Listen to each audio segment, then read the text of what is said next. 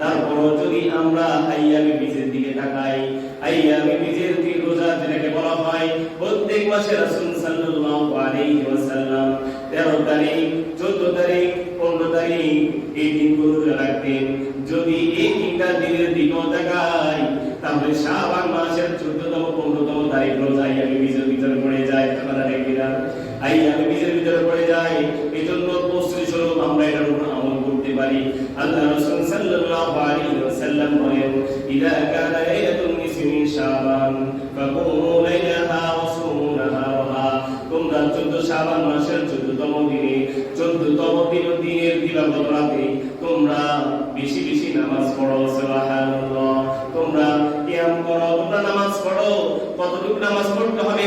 রাসূল সাল্লাল্লাহু আলাইহি ওয়াসাল্লাম এই রাতে কতটুকু নামাজ পড়তে হবে, কত রাকাত নামাজ পড়তে হবে, কোন কোন সূরা দিয়ে পড়তে হবে, এমন কিন্তু কথা আল্লাহ রাসূল সাল্লাল্লাহু আলাইহি ওয়াসাল্লাম বলেন নাই।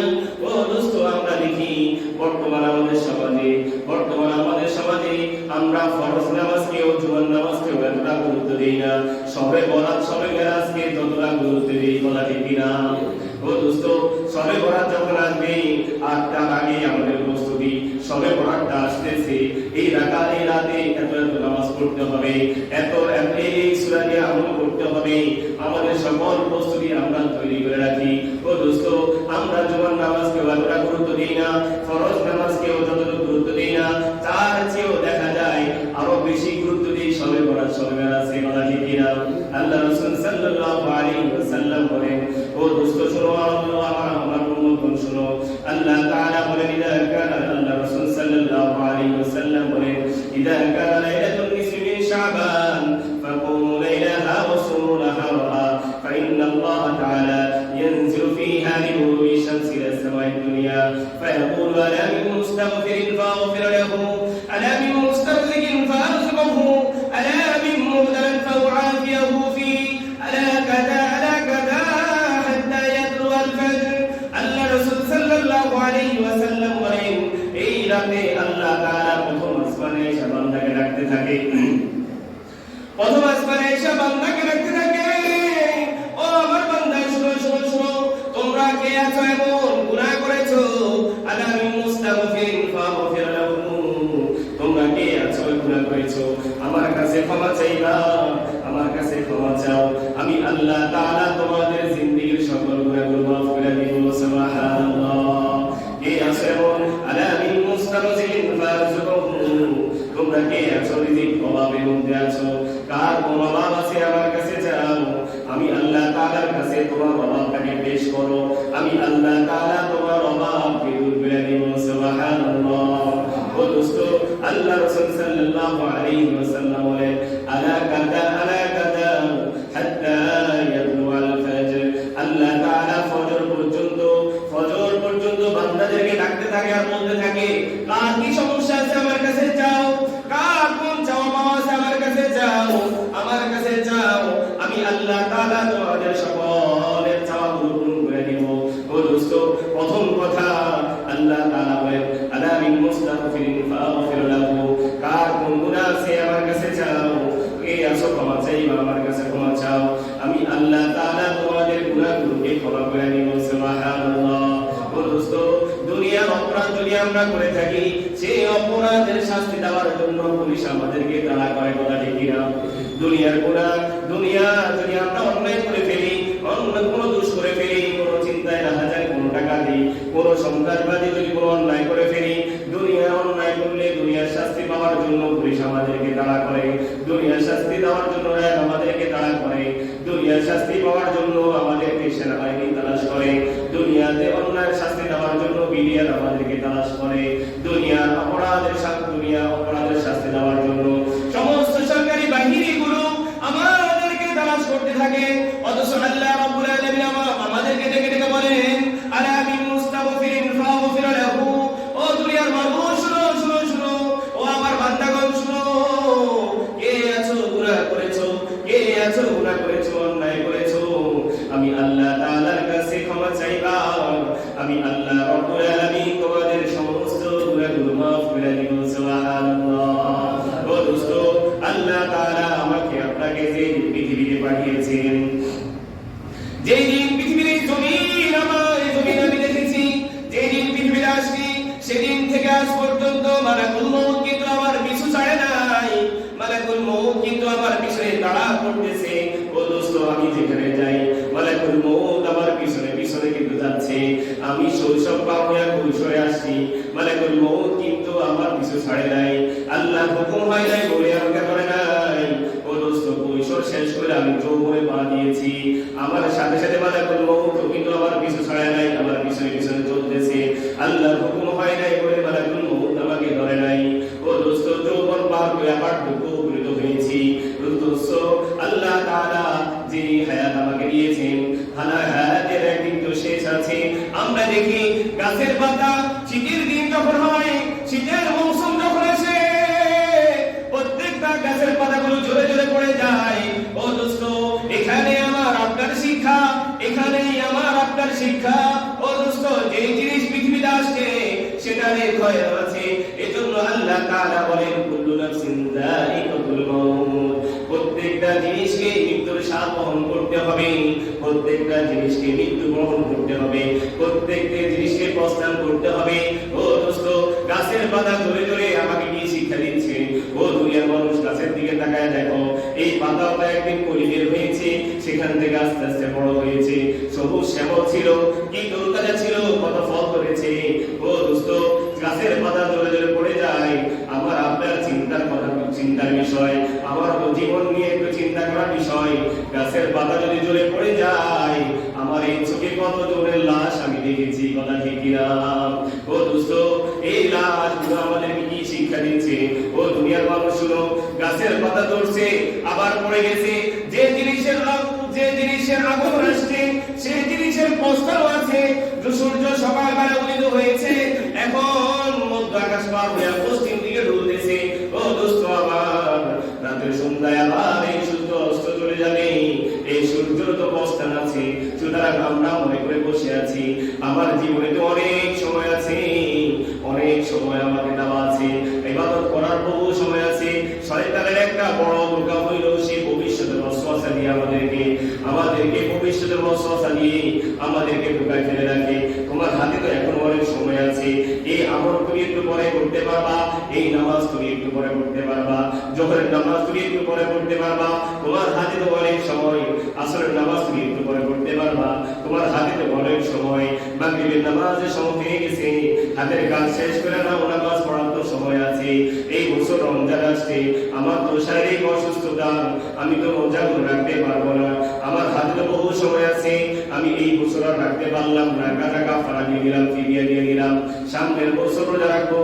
এই যে ভবিষ্যতের ওয়াসওয়াসা শয়তান আমাদেরকে নিয়ে দিয়ে রাখতেছে, শয়তান আমাদেরকে বোঝাচ্ছে, ও সাথী আমার, শয়তান আমাদেরকে ধোঁকা দিচ্ছে, তোমার হাতে অনেক সময় তোমার বাকি আছে, তুমি তো আমল করতে পারবা, আমল করার বহু সময় আছে, এখনকার আমল তুমি একটু পরে করো, এই দিনের আমল পরের দিন করো, এই মাসের আমল তুমি পরের মাসে করো, এই বছরের আমল পরের বছর করো। ও দোস্ত, শয়তান আমাদেরকে ওয়াসওয়াসা দিয়ে যাচ্ছে। আমি মনে করতেছি আমার হাতে তো বহু সময়, আমল করার বহু সময় আছে। ও দোস্ত, হায়াতের জিন্দেগির যে সময়টুকু আমাকে আপনাকে যিনি দিয়েছেন তিনি কে? আর চিৎকার করে বলেন তিনি কে? যিনি আমাকে আপনাকে এত সুন্দর আকার আকৃতি দিয়া আল্লাহ তাআলা বলতেছেন, ওয়ালাকাদ কাররামনা বনি আদম, আমি বনি আদমকে আমি আল্লাহ তাআলা সব কিছুর চেয়ে শ্রেষ্ঠ করে বানাইছি। আলহামদুলিল্লাহ। আর চিৎকার করে বলেন আলহামদুলিল্লাহ। আল্লাহ রাব্বুল আলামিন বলেন আমাকে আপনাকে বনি আদমকে আল্লাহ তাআলা সবচেয়ে শ্রেষ্ঠ করে বানাইছেন। ও দোস্ত, কেন বানাইছেন? কি কাজ দিয়ে বানাইছেন? আল্লাহ তাআলা কি সেই সময়টুকু নিয়ে পৃথিবীর এই জমিনে আমাকে আপনাকে পাঠাইছেন, একটা কাজ দিয়ে পাঠাইছেন, সেই কাজ হলো আল্লাহ তাআলা বলেন ওয়া খালাকুল জিন্না ওয়াল ইনসা ইল্লা লিয়াবুদুন, বান্দা তোমাকে পৃথিবীতে আমি পাঠাইছি একমাত্র আমার গোলামি করার জন্য। আল্লাহ তাআলা আমাকে চোখ দিয়েছেন, আল্লাহর নিয়ামত, জবান দিয়েছেন, আল্লাহর নিয়ামত, আকল দিয়েছেন, আল্লাহর নিয়ামত, হাত দিয়েছেন, আল্লাহর নিয়ামত, পা দিয়েছেন, আল্লাহর নিয়ামত, দুইটা কিডনি দিয়েছেন, এটা আল্লাহ তাআলার নিয়ামত, ফুসফুস দিয়েছেন, এটা আল্লাহ তাআলার নিয়ামত, এই যে জিহ্বা দিয়ে কথা বলতেছি, এটাও আল্লাহ তাআলার নিয়ামত, এত দামি দিয়া নাম দিয়ে আল্লাহ তাআলা আমাদেরকে মর্যাদাবান বানাইছেন। আল্লাহ তাআলা বলেন আমি বনি আদমকে সবচেয়ে শ্রেষ্ঠ করে বানাইছি। সুবহানাল্লাহ। ও দোস্ত, কাজ কি? কাজ একটাই, আল্লাহ তাআলা বলেন আমার গোলামি করার জন্য আমি তোমাকে পাঠাইছি। অথচ আজকে আমরা কাজ বানাই নিছি, আমার ব্যবসা আমার আগে, আমার চাকরি আমার কাছে আগে, আমার ফেসবুক আমার কাছে আগে, আমার ইউটিউব আমার কাছে আগে, আমার সকল কার্যক্রম আমার কাছে আছে। যিনি সময় দিয়ে পাঠাইছেন, যার জন্য পাঠাইছেন, সে এখন সময়টাকে সময় দিতে আমরা আমাদের সময় পড়েছে কথা ঠিক না?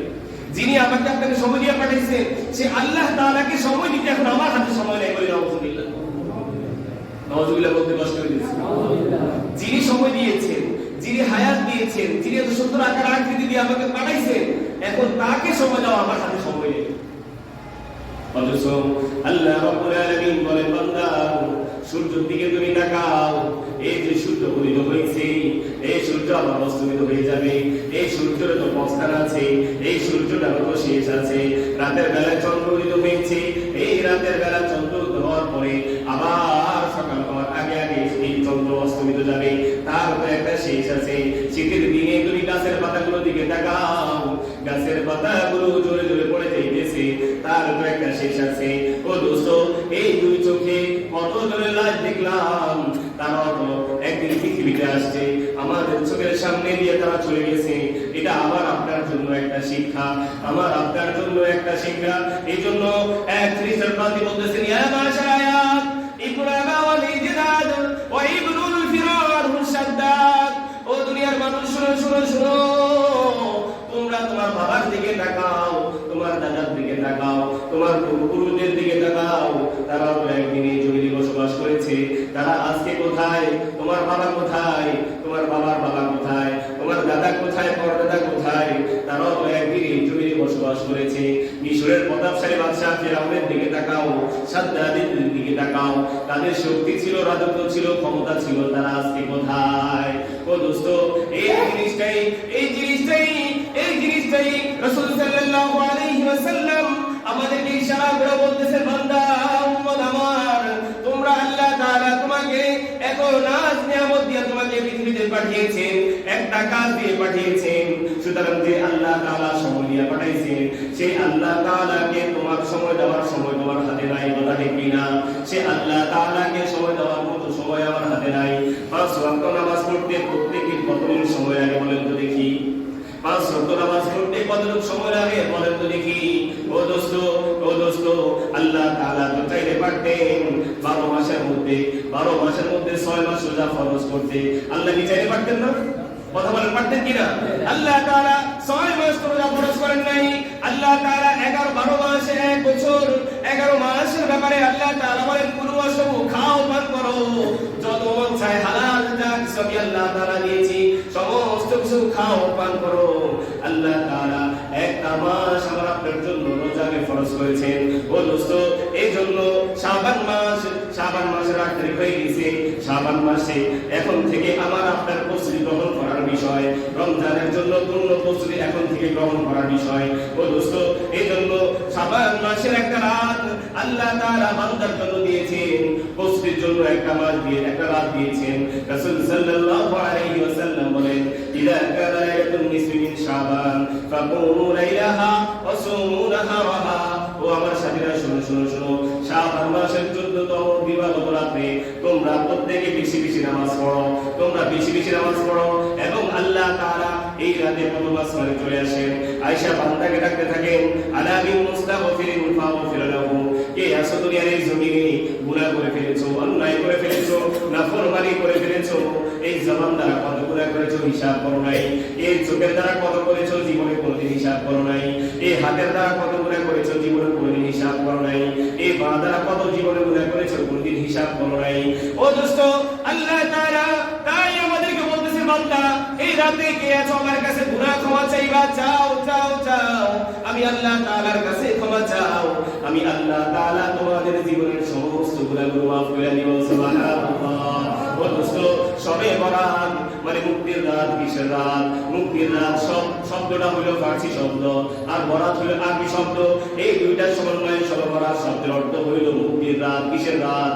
মুক্তির রাত। কিসের থেকে মুক্তি? গুনাহ থেকে মুক্তি। কিসের থেকে মুক্তি? যত নাফরমানি করেছি সমস্ত নাফরমানির জন্য মুক্তি দিলেন একজন, তিনি কে? আরো চিৎকার করে বলেন, তিনি কে? এই আল্লাহ তাআলা দুনিয়ার মানুষ অন্যায়ের শাস্তি দেওয়ার জন্য আমাকে আপনাকে খুঁজতে থাকে। দুনিয়ার পুলিশ আমাকে আপনাকে শাস্তি দেওয়ার জন্য খুঁজতে থাকে। আর আল্লাহ তাআলা বলেন, লা তাকনাতু মির রাহমাতিল্লাহ, লা তাকনাতু মির রাহমাতিল্লাহ। ও আমার বান্দারা, শুনো শুনো শুনো, আমি আল্লাহ তাআলার রহম হইলে তোমরা নিরাশ হয়ে যাও না। যতই অন্যায় করছো, অপরাধ করেছো, এই রাতে আমার কাছে ক্ষমা চাও। আমি আল্লাহ রাব্বুল আলামিন তোমাদের সকল গুনাহগুলো মাফ করে দিব। সুবহানাল্লাহ। এইজন্য দোস্ত আমার, এই বরকতি রাতে কাজে লাগাবো ইনশাআল্লাহ। আল্লাহ তাআলা আমাদেরকে এই রাতকে মূল্যায়ন করবার তৌফিক দান করে, সকলে বলে আমিন। এবং এই রাতের ব্যাপারে আসছে, এখানে এই রাতের ব্যাপারে বিভিন্ন মতামত আসছে। কেউ এই রাতের ব্যাপারে ওনারা বলছেন এই হাদিসটা জয়ীফ হাদিস। এই হাদিসটা কি? জয়ীফ হাদিস। এই হাদিস আমরা আমল করলে কোনো অসুবিধা নাই। আমলের ব্যাপারে জয়ীফ হাদিস কিন্তু আমল করা যায়। ও দোস্ত, এজন্য আমরা চাইলে শবে বরাতকে সারা রাত আমলের মাধ্যমে পার করতে পারবো। আবার যদি কেউ আমল না করে ঘুমিয়ে যায়, তাকে এই কথা বলার সুযোগ নাই, সে গুনাহ করতেছে। এই কথা বলার কি সুযোগ নাই? সুতরাং আসছে পৃথিবীতে আমল করার জন্য, ইবাদত করার জন্য। সারা বছর ঘুমিয়ে পার করলাম, সারা বছর কি ঘুমায়া পার করলাম, আমল না করে পার করলাম। এই একটা রাতে যদি আমরা কদর, আল্লাহ তাআলা বলেন, ইন্না আনজালনাহু ফি লাইলাতিন মুবারাকা ইন্না কুননা মুনজিলিন। আল্লাহ তাআলা বলেন, আমি বরকতময় রাতে কোরআন নাযিল করেছি। এই কোরআন নাযিলের ব্যাপারে দুইটা মতলব।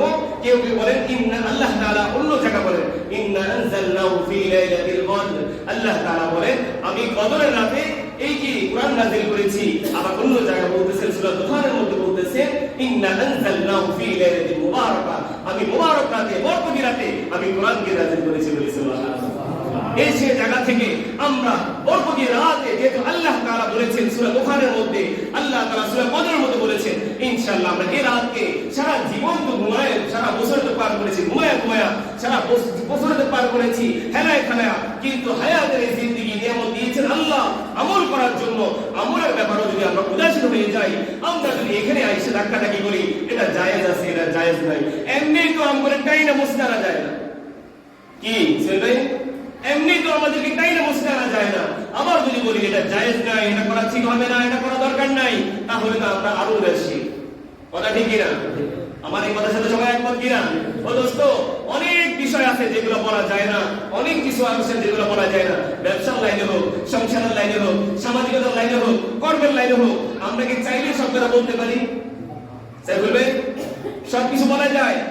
অনেক সময় অনেক কিছু বলা যায় না। আমাদের লাইনও এমনি তো আমরা উদাসীন, এমনি তো আমরা ঠিক মতো আমাদেরকে আমরা যত বলি আপনাদেরকে আল্লাহ তাআলা বলতেছেন, ইয়া আইয়ুহাল্লাযীনা আমানু তাকুল্লাহ। সূরা হাশরের মধ্যে আল্লাহ তাআলা বলতেছেন, ইয়া আইয়ুহাল্লাযীনা আমানু তাকুল্লাহ ওয়াল তানজুর নাফসুম মা কদ্দামাত লিগাদ ওয়াত্তাকুল্লাহ ইন্নাল্লাহা খাবীরুম বিমা তা'মালুন। আল্লাহ তাআলা আমাদেরকে বলছেন, বান্দা আমি আল্লাহ তাআলাকে ভয় করো, আমি আল্লাহ তাআলাকে ভয় করো, এবং তুমি যা করতেছো ওয়াল তানজুর নাফসুম মা কদ্দামাত লিগাদ, তুমি যে কথা বলতেছো তুমি চিন্তা করো এই কথাটা তোমার আখিরাতে কি কাজে লাগবে। তুমি যে আমলটা করতেছো এই আমলটা তোমার আখিরাতে কি কাজে লাগবে। তুমি যা কিছু করতেছো তুমি একটু চিন্তা করে দেখো, তোমার এই সকল কার্যক্রম তোমার আখিরাতে কি কাজে লাগবে। আল্লাহ আমাদেরকে বারবার বলছে, আমাকে ভয় করো, আমাকে ভয় করো। ও দোস্ত, আল্লাহর ভয় কি আমাদের অন্তরে আছে? আমার ব্যবসার লোকসানের ব্যাপারে আমার ভয় আছে, সংসারের অসুবিধা হওয়ার ভয় আমার আছে, আমার নেতার ভয় আছে, শিক্ষকের ভয় আছে, প্রিন্সিপালের ভয় আমার আছে, আমার কমিটির ভয় আছে, আমার সামাজিকতার ভয় আমার আছে, কিন্তু আল্লাহর ভয় কিন্তু আমাদের অন্তরের মধ্যে নেই। আল্লাহর ভয় যদি আমাদের অন্তরে থাকতো, এখন জুমার সময় আর কিন্তু মাত্র 10 মিনিট আছে। এখন অনেকে মনে করতেছে আমার হাতে তো আরো 10 মিনিট আছে, হুজুর তো আলোচনা করতে করতে আরো 15 মিনিট যাবে, খুতবা করতে করতে আরো 10 মিনিট যাবে, এখনো 30 বা 30 মিনিট সময় আছে, সুতরাং আমার হাতের কাজটা শেষ করে দেয়। কথা ঠিক না? আল্লাহর ভয় যদি আমার ভিতর পয়দা হয়ে যায়, আমাকে কেউ বলতে হবে না নামাজের সময় হয়েছে তুমি মসজিদে আসো। আল্লাহর ভয় যদি আমার অন্তরে পয়দা হয়ে যায়, এই বরাতের রাতে, এই দামি রাতে আমাকে কেউ বলতে হবে না যে তুমি মসজিদে আসো, আমল করো না। আল্লাহর ভয় যখন আমার অন্তরে চলে আসবে, তখন আমার চিন্তা হবে, আমার কথা থাকবে একজনের সাথে, তিনি কে? আমার সকল কিছু সমাধান করার মালিক একজন, তিনি কে? আমার সকল অসুবিধাকে সুবিধা দ্বারা পরিবর্তন করার মালিক ক্ষমতা একজন, তিনি কে? এজন্য আমরা এমনি তো মসজিদে আসা যায় না, আমরা যদি এখন এই বরাতের রাতে আসলে এখন আমরা কেউ বলি এটা করা যাবে, এটা করা যাবে না, এখানে এই রাতের ব্যাপারে কোনো অস্তিত্ব নাই, এটা কোনো প্রয়োজনীয়তা নাই। না, দরকার কি, যদি আমি যদি আমার গুনাহ আল্লাহর কাছে মাফ করে নিতে পারি, জমিন থেকে যদি গুনাহ মাফ করা যেতে না পারি, তাহলে আপনি কোথায় গিয়ে মাফ করবেন? কবরে গিয়ে বলবেন আল্লাহ আমাকে মাফ করে দেন, ফুলসের দিয়ে বলবেন আল্লাহ আমাকে মাফ করে দেন, মিজানে দিয়ে বলবেন আল্লাহ আমাকে মাফ করে দেন, এবং আল্লাহর সামনে দিয়ে বলবেন আল্লাহ আমাকে মাফ করে দেন, আল্লাহ মাফ করে দিবে তখন। ও দোস্ত, এজন্য আল্লাহ রাসূল সাল্লাল্লাহু আলাইহি সাল্লাম বলেছেন, আল কাইসু মান দানা নাফসাহু ওয়া আমিলা লিমা বা'দাল মাউত। প্রকৃত জ্ঞানী সে যে দুনিয়া থেকে মৃত্যুর জন্য প্রস্তুতি গ্রহণ করে। সুবহানাল্লাহ। আল্লাহ রাসূল এখানে বলেন নাই দুনিয়াতে ডাক্তার যিনি সে সবচেয়ে জ্ঞানী, ইঞ্জিনিয়ার সবচেয়ে জ্ঞানী, এমপি সাহেব জ্ঞানী, প্রধানমন্ত্রী জ্ঞানী, প্রেসিডেন্ট জ্ঞানী, সেনা প্রধান জ্ঞানী, র্যাবের প্রধান জ্ঞানী, পুলিশের প্রধান জ্ঞানী। আল্লাহ রাসূল সাল্লাল্লাহু আলাইহি ওয়াসাল্লাম এই কথা বলেন নাই। আল্লাহ রাসূল বলেছেন দুনিয়া থেকে যে মৃত্যুর জন্য প্রস্তুতি গ্রহণ করে এই জমিনে সে সবচেয়ে জ্ঞানী।